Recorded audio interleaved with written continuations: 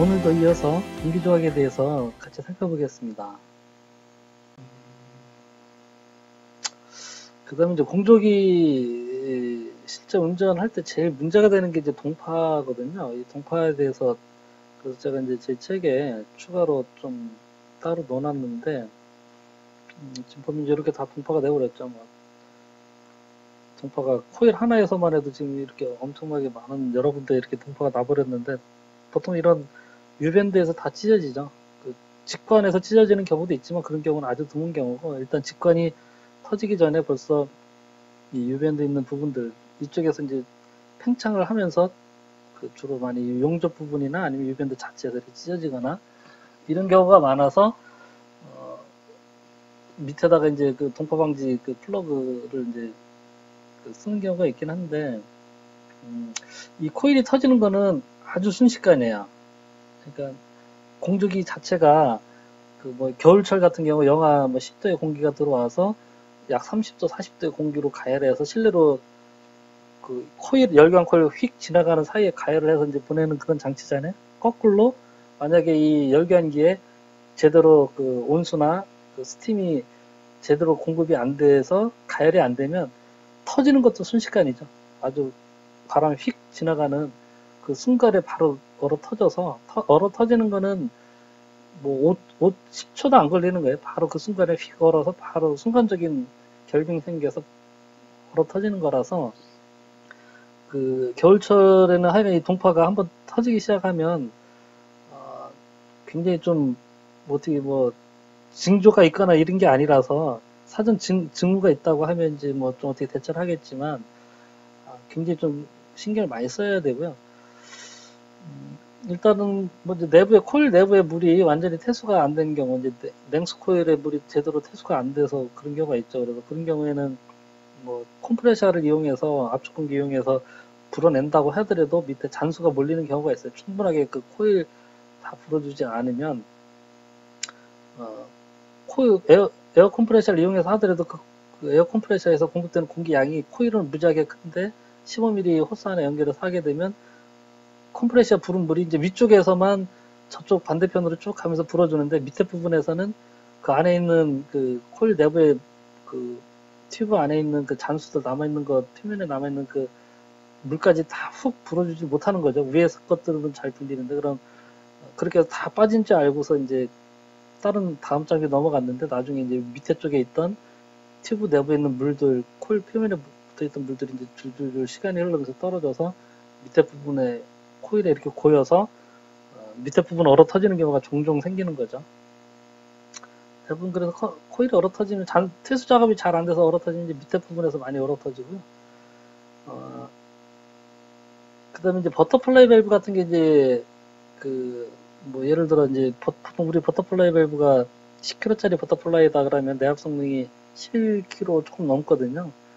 그 케이스 자체도 그렇게 돼 있어요. 버터플라이 밸브 자체가 시트하고 이게 이제 이렇게 만나면서 접촉되면서 압을 유지하는 거라서 게이트나 글로브 이런 것처럼 이 접촉면이 많지가 않아서 내압 성능이 좋지가 않아요. 10kg짜리가 보통 내압 견디는 게 11kg 조금 넘는데 수압 시험 볼 때 뭐 사용 수압에 1.5배 본다 해갖고 15km 아무 생각 없이 15km를 걸어버리면 버터플라이 자체가 망가져 버려요. 그래서 이 기밀성이 깨져버려서 나중에 이제 물이 밀려버리는 니크가 되는 그런 현상이 생겨서 되는 경우도 있고 그래서 어쨌든 퇴수를 하고 나서는 냉수 코일에는 반드시 드레인 밸브를 그냥 계속 열어놔야 되겠죠. 잔수 남은 거라든지 저렇게 버터플라이 밀렸을 때 그냥 그 물들이 코일 밑에 계속 이렇게 차지 않고 어쨌든 간에 계속해서 이제 버려지게.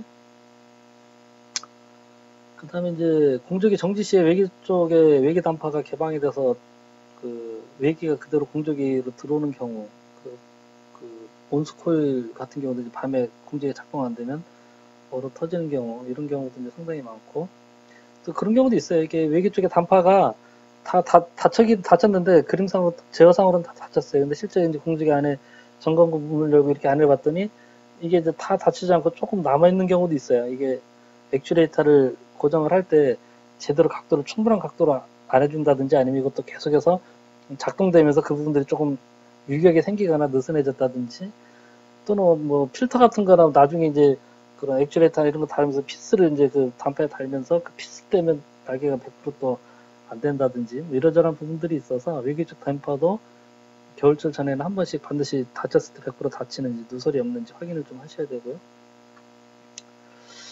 외기도입량 과다한 부분들도 좀 있는데 이 부분은 이제 뭐냐 앞서 좀 전에 말씀드렸던 그런 같은 맥락인데 공조기 설계 당초에 외기도입량을 넘어서 과다하게 그 극한 온도가 매우 낮은 외기를 다량으로 공급하게 되면 난방 코일 가열 능력 자체가 부족해서 점점 온도가 점점 떨어져서 이제 동파가 발생될 수 있는 그런 부분들도 좀 있고요. 그 다음에 이제 그런 경우도 있어요. 이제 그 온수 코일인데 이제 아침에 출근 시간 뭐 한두 시간 전에 난방을 해줘야 되니까 이제 보일러를 먼저 가동을 시키고 그다음에 이제 그 공조기 가동시키면서 이제 코일 열고 그래서 공조기가 그러면 이제 난방 되겠거니 생각을 하지만 실제 보일러가 밤새 서 있던 보일러가 아침에 가동시킨다고 해서 금방 5분 10분 사이에 뭐 스팀이라든지 그 뭐 60도 뭐 80도 그 설계된 그 온도의 온수가 바로 공급되는 게 아니거든요. 그러니까 충분하게 이제 보일러나 이런 것들을 그 정상적인 온수나 증기가 공급될 수 있는 컨디션으로 만들어 놓은 상태에서 공조기를 가동시켜야 되는데 아무 생각 없이 이제 그런 경우에는 뭐 바로 그 공조기 코일이 동파가 되겠죠. 그래서 그런 지연 장비 간의 열원 장비와 공조기의 그 가동 시간의 그 지연 시간을 고려 안 한 경우, 그 다음에 또 그 외계 단파를 그런 거 고려해서 조금 지연 시간을 둬야 돼요. 그 외계 단파가 개방될 때 이제 공조기 가동되고 보일러 가동되고 이렇게 이제 좀 들어와서 온수나 증기가 들어와서 이 코일도 또 예열을 좀 해줘야 되잖아요. 밤새 식었기 때문에 초창기에 이거 예열을 하는데도 이제 또 뭐 1, 2분 이상이 좀 걸리겠죠.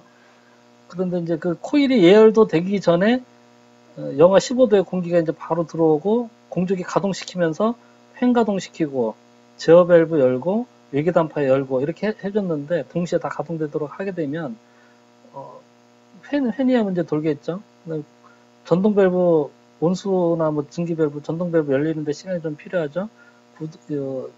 외계 단파 열리는데도 물론 시간이 필요하겠지만 어쨌든 밸브 열리고 물 들어와서 이거 데피기 전에 영하 15도짜리 공기가 휙 들어와 버리니까 이제 얼어 터지는 거죠. 그래서 이 밸브 외계 단파는 어쨌든 간에 일단 그 난방이나 온수 밸브가 열리고 이 코일이 충분히 예열이 되고 그래서 온도가 어느 정도 뜨고 나서 그때 공조기 급기팬 돌려주고 그 공조기 급기팬 돌리고 온도가 정상적으로 급기 온도가 어느 정도 올라갔다고 되면 그 다음에 이제 외계 단파를 열어서 외기가 들어오게끔 해주는 보통 워밍업 운전이라고 이제 업체에서는 많이 하는데 얘기를 하는데 어쨌든 그렇게 외계 단파가 열릴 때까지 그 상당한 시간의 지연 시간을 두는 것이 이제 바람직한 거죠.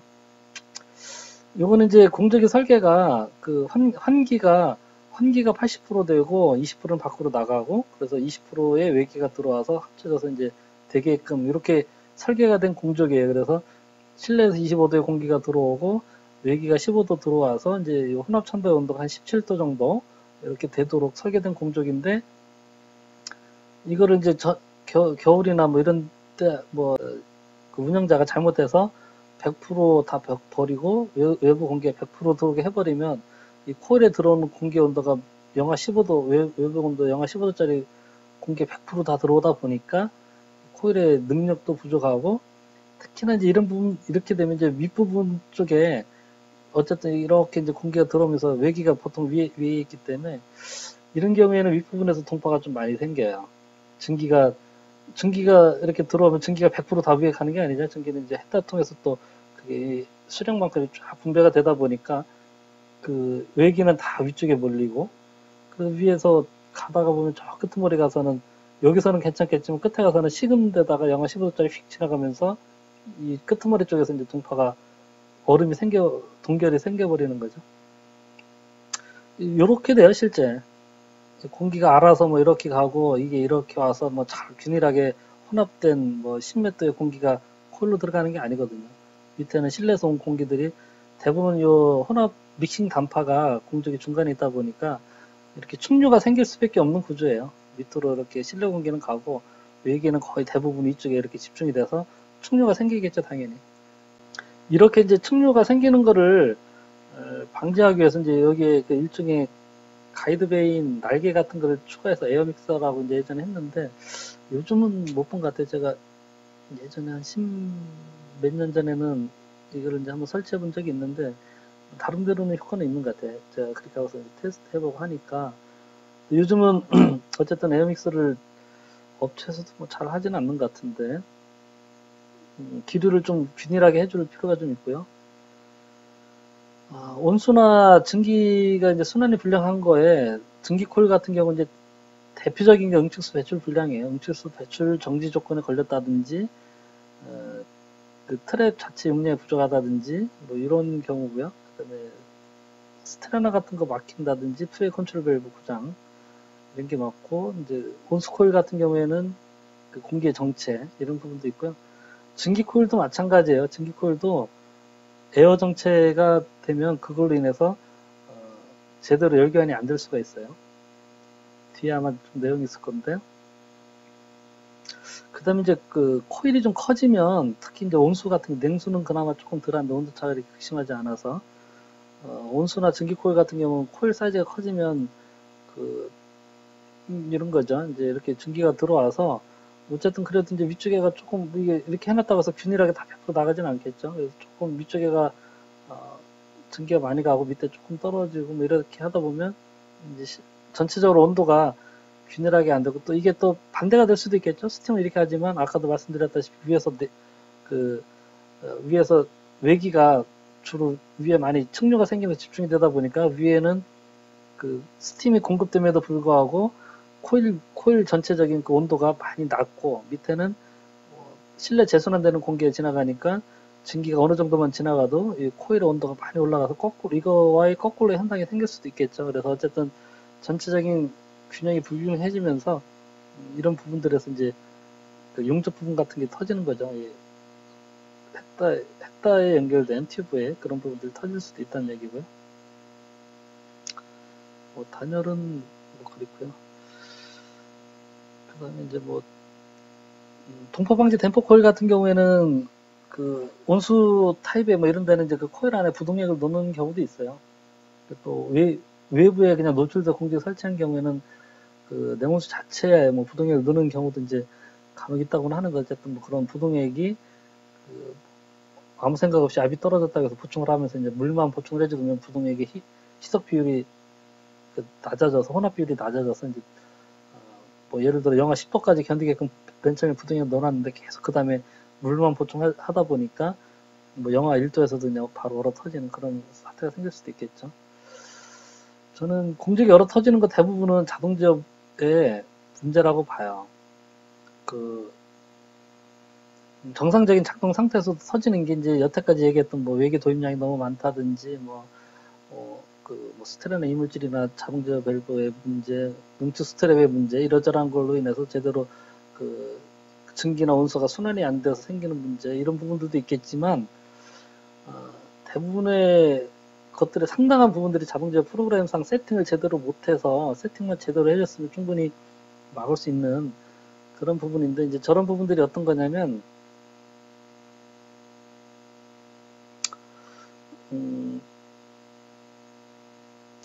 이런 거예요. 이렇게 해서 이제 공조기가 가동이 돼요. 어쨌든 간에 뭐 이렇게 해서 공조기가 가동이 되고 이렇게 해서 뭐 실내 온도를 22도 이렇게 맞춰놨어요. 그래서 뭐 올라가서 이제 실내 온도가 22도가 다 되니까 여기 설치되어 있던 이제 난방 밸브가 있겠죠. 증기든 온수든 간에 이 증기나 온수 밸브는 실내 온도에 의해서 이제 비례제하게 되어 있잖아요.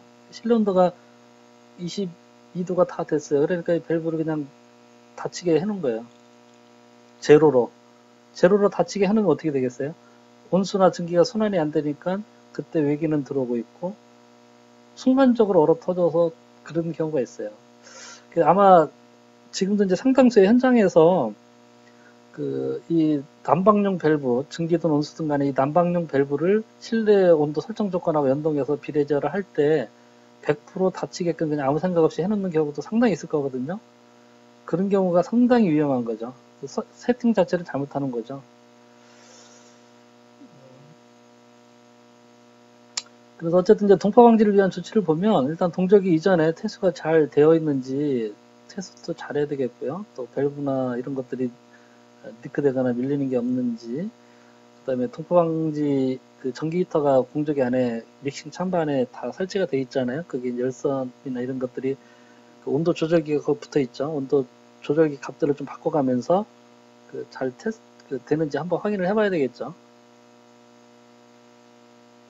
보온이 잘 안 돼 있는 공조기가 이제 옥상에 설치되어 있거나 이런 경우에 이제 보온 안 돼 있으면 또 그런 부분에서 뭐 에어벤트라든지 스트레나 이런 부분들이 보온이 제대로 안 되고 거기 한 군데만 어쨌든 배관상에 한 군데만 얼음이 얼게 되면 뭐 물이 순환을 못 하니까 바로 동파가 되는 거죠. 나머지 부분들 보시면 될 것 같고요. 믹싱 참바 온도 센서가 보통 관례적으로 보면 여기 이제 중간에 이렇게 칸막이 혼합 참바로 들어오는 부분에 이제 칸막이가 있고 여기에 보통 이제 여기도 칸막이 하나 있죠. 그래서 여기에 이제 필터가 있고 냉수, 온수 코일, 뭐 가습기 이렇게 되는데 여기 이제 혼합 참바죠. 혼합 참바에 이제 믹싱 단파도 이제 요 중간쯤에 보통 이렇게 많이 설치되죠. 그럼 요 위에 설치하는 경우가 좀 많이 있어요. 이게 이제 이렇게 였다가 설치를 해보면 대부분 외기가 이렇게 들어와서 온도가 너무 낮게 뜨는 거예요. 그러니까 였다가 이렇게 설치하는데 였다가 설치하니까 그 온도는 이제 실내 공기랑 비슷하게 떠서 혼합이 어느 정도 잘 된 것처럼 이게 현실적인 온도처럼 뜨는데 실제 보면 사실 이제 외기 도입량이 얼마나 많으냐에 따라서 이 믹싱 참바의 온도가 혼합 참바의 온도가 이제 크게 좌우되겠죠. 외기 도입량이 얼마나 많으냐에 따라서. 그리고 이제 겨울에는 이 공조기가 동파나는 거는 실내에서 재순환되는 공기 온도가 중요한 게 아니라 외기에서 들어와서 이 혼합된 온도가 중요하기 때문에 이런 경우에는 이 혼합 참바 온도를 뭐 이거저걸 떠나서 나중에 공조기 실제 동파 예방하는데 별로 도움이 안 돼요. 이 외기 들어오는 거를 전혀 이 믹싱 참바 내에 설치된 온도 센서가 감지를 할 수가 없거든요. 그래서 저는 제가 하는 데는 대부분 이거를 어쨌든 간에 이 외기를 거치고 나서 이 옆에 측면에다 놓든지 뭐 중간에다가 이제 적정하게 필터 있는 그 필터 틀에다가 이제 매단다든지 해서 온도 센서 위치를 하여간 외기를 도입하고 나서 혼합된 부분쯤에 되게끔 그렇게 이제 많이 해주고 있고요.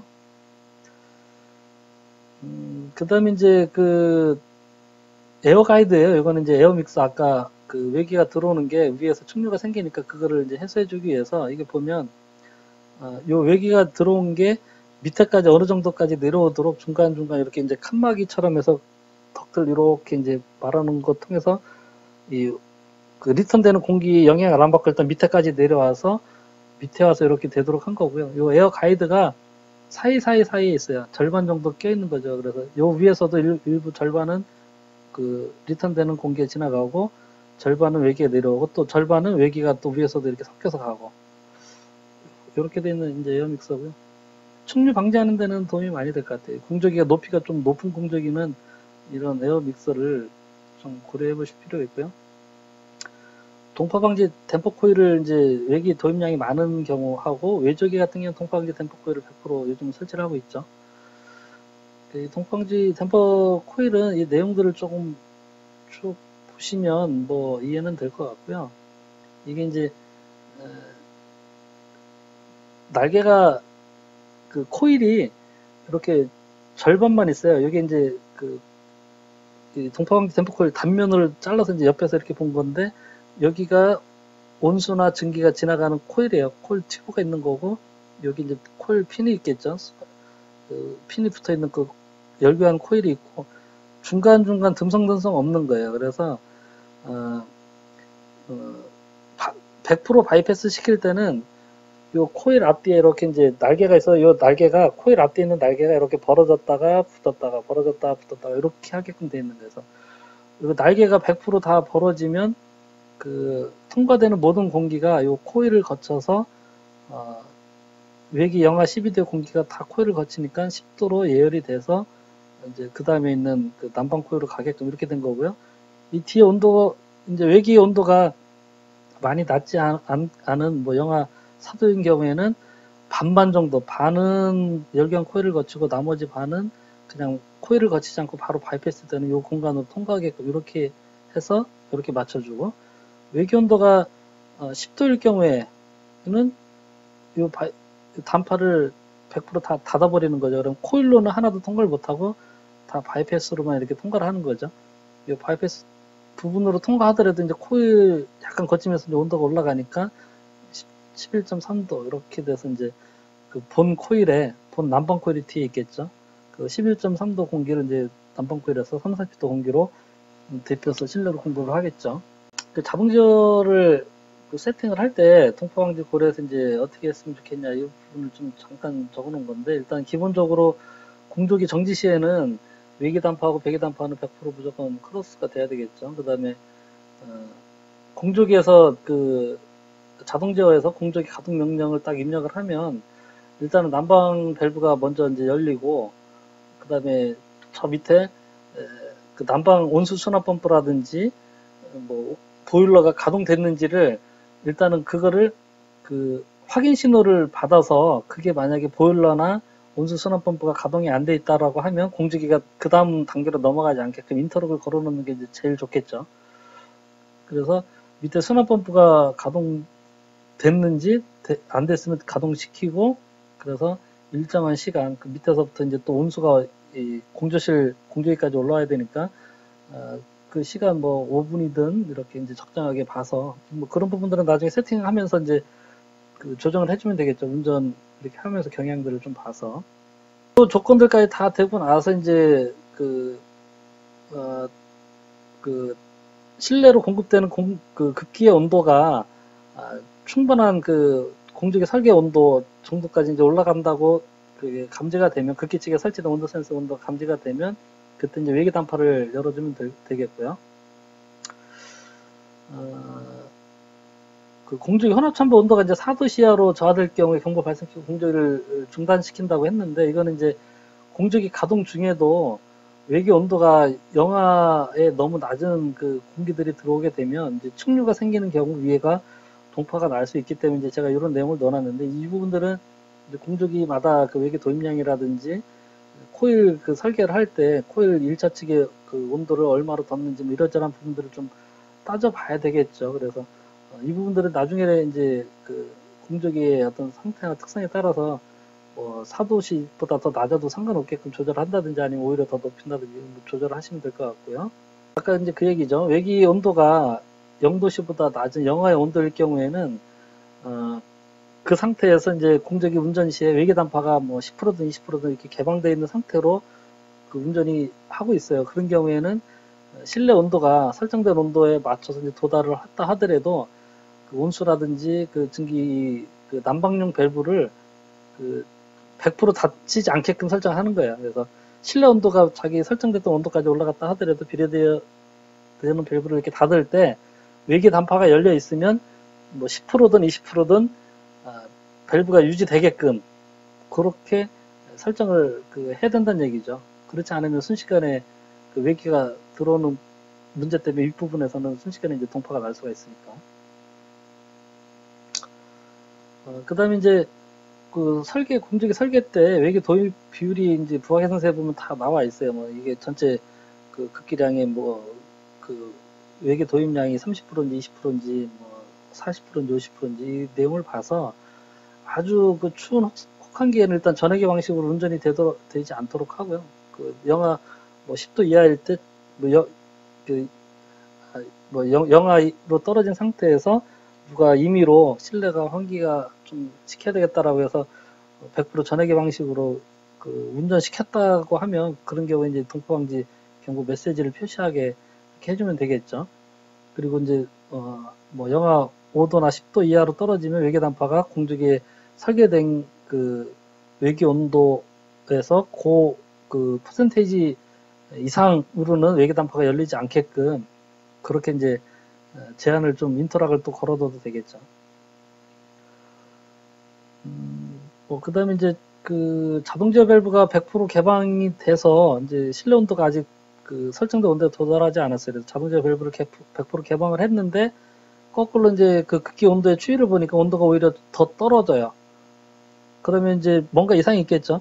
제어 밸브는 100% 열었는데 온도가 떨어진다는, 극기 온도가 올라가지 못하고 계속 떨어진다는 거는 그 증기나 온수의 공급량이, 순환량이 부족하다든지, 뭐 밸브, 자동 제어 밸브를 명령을 100% 줘놨지만 실제는 어떤 제어상의 문제나 그 액추에이터가 고장나서 전동 밸브가 100% 열리지 않았다라든지, 아니면 이제 외기 도입량이 설계치보다 너무 과도하게 많이 들어온다든지, 뭐 여러 가지 이제 몇 가지 그런 문제들이 있겠죠. 그래서 그런 부분들에 대한 경보를 띄워줘도 될 거고요. 그다음 이제 겨울철에 야간 순환 펌프를 주기적으로 돌려서 공조기의 온수나 증기를 살짝 온수를 좀 돌려주면, 특히 이제 온수 코일이 많이 얼어 터지는 경우가 많아서 뭐 이런 것들도 이제 한 가지 팁이 되겠죠. 실제 이런 경우 이렇게 하는 경우도 많이 있죠. 그다음에 이제 동파 방지 릴리프 캡을 이렇게 밑에 부분에 많이 달긴 하는데, 뭐 얼어 터지고 뭐 여러 가지 터지는 그 원인들이 여러 가지 있다 보니까 뭐 밑에서 터지는 거는 나름대로 이제 효과를 발휘를 하겠지만, 윗부분이라든지 전체적인 뒤틀림에 의해서 이런 용접 부분 터진다든지 이런 부분들까지는 이게 이제 100%다 완벽한 해결책이 될 수는 없어요. 뭐 안 한 것보다는 맞긴 하겠죠. 그래서 보통 이제 저렇게 하는 경우도 있고, 그 다음에 이제 그 증기 코일에서 이 진공 브레이크하고 에어벤트를, 저는 그 공조기에 코일이 난방용 코일이 증기 난방 코일로 되어 있을 경우에는 반드시 진공 브레이크와 에어벤트를 설치를 해야 된다라고 이제 보는데, 이 부분은 이제 나중에 다음에 이제 증기 그 파트에서 좀 더 다시 설명이 될 텐데, 그 이런 그 제어 밸브에 의해서 온도 조절 시스템, 비례 제어되는 밸브죠. 거기에 의해서 열교환기라든지 열교환 코일이라든지 뭐 어떤 가열 장치나 이런 것들이 있는 상태에서 어떤 뭐 이제 여기서 가열하고자 하는 그 온도가 이제 설정된 온도에 딱 맞춰서 딱 올라갔어요. 그러면 요 밸브가 이제 점점 줄어들겠죠. 닫히겠죠. 닫히다가 이제 온도가 딱 올라가서 이제 100% 초이 컨트롤 밸브가 100% 이제 닫혔어요. 닫히게 되면 이 안에 있던 증기가 급작실이 식겠죠. 급격히 식으면서 그 1700배로 팽창됐던 증기가 다시 또 1700분의 1로 응축수로 줄면서 확 부피가 줄어들기 때문에 이 안에가 진공이 돼버려요. 진공이 돼서 그 순간에 이렇게 응축된 응축수들이 트랩을 통해서 빠져나가야 되는데 빠져나가지 못하고 이 안에 이렇게 이제 남아있는 거죠. 응축수가 이제 밑에 다 고였겠죠. 그 상태에서 이제 이쪽에 온도가 다시 이제 떨어져서 다시 이제 여는데, 그 사이에 공조기, 이제 이게 공조기 열교환 코일이라고 치면 외기가 외기가 들어온다고 치면 바로 이 부분이 얼어 터지겠죠. 그리고 이제 공조기가 또 밤새 이렇게 정지되어 있다가, 이 상태에서 정지되어 있다가 아침에 이제 공조기를 돌리고 증기가 다시 공급이 돼서 이 밸브가 열려서 증기가 공급이 돼서 이 안에가 데펴지고 다시 증기로 차서 진공이 깨지는 그런 조건이 돼야만 이제 밑에 있던 응축수가 배출이 되겠죠. 근데 요게 되기 전에 공조기 팬 돌리고 외기 단파 열어버리면 이제 바로 동파가 되는 거라서, 공조기에 증기 코일을 설치한 경우에는 위에다가 진공 해소 장치를, 진공 브레이커를 반드시 달아 주셔야 된다고 봐요. 그래서 그런 제어상의 문제나 어떤 그런 경우가 생겼을 경우에도 어쨌든 정상적인 상태에서 공조기를 껐을 때 제어 밸브가 닫혔어요. 그래서 제어 밸브가 닫혀서 안에 있던 증기들이 다 식어서 응축수가 되고 1700분의 1로 해서 진공이 된 상태가 되더라도 그거를 이 진공 브레이커가 를 통해서 안에 공기가 들어와서 진공을 깨주는 거죠. 진공이 깨지니까 안에 있던 잔류 응축수가 트랩을 통해 배출되게끔. 그런 건데, 이제 진공을 깨주는 원리는 안에 조그마한 볼이 있어요. 그래서 평상시에는 이제 안에 압이 걸릴 때는 열기관 코일 안에 이제 압이 걸릴 때는 이 증기압이 있기 때문에 이 볼이 이제 막고 있다가 이 안에가 이제 진공이 걸려버렸어요. 진공이 걸려버리면 증기가 식으면서 진공이 걸려버리면 이 볼이 들려 올려져서 이제 밖에 여기 이제 외기죠. 여기 이제 안에가 이제 코일이고 그래서 안으로 이렇게 공기가 들어오게끔 해서 진공을 깨주는 거고요.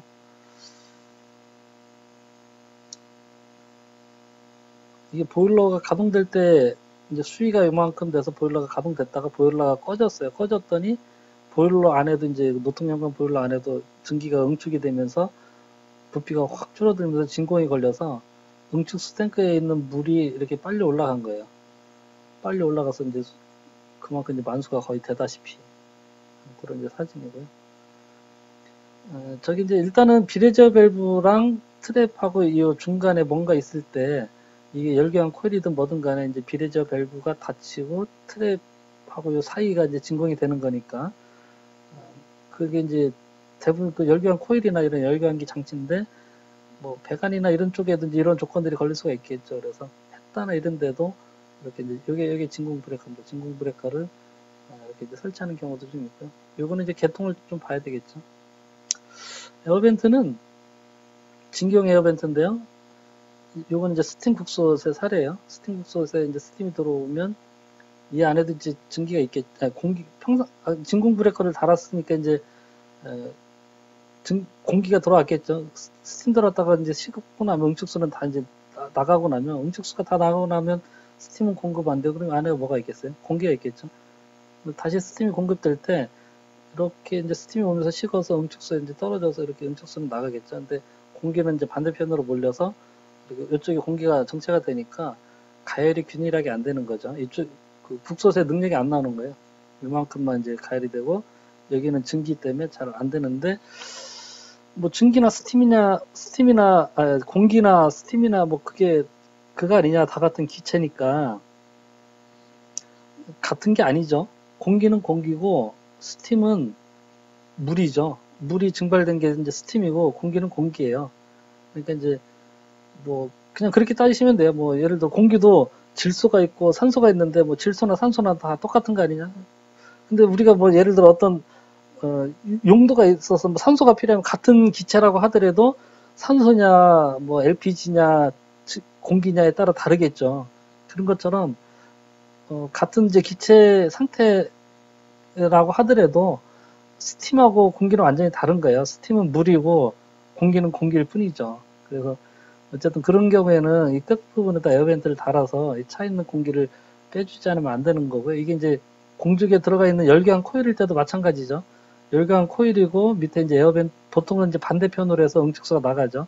한쪽 윗부분으로 해서 스팀이 들어오고 그러면 결국은 이만큼 이제 요 귀퉁이 부분에는 이제 그 진공 브레이커로 인해서 안에 공기가 들어왔던 공기들이 이제 코일 안에 다 찼는데 이렇게 이제 그 스팀 아비에서 공기가 한쪽으로 몰리겠죠. 그럼 요 끝부분에다가 그 진기용 에어벤트를 써줘야 되겠죠.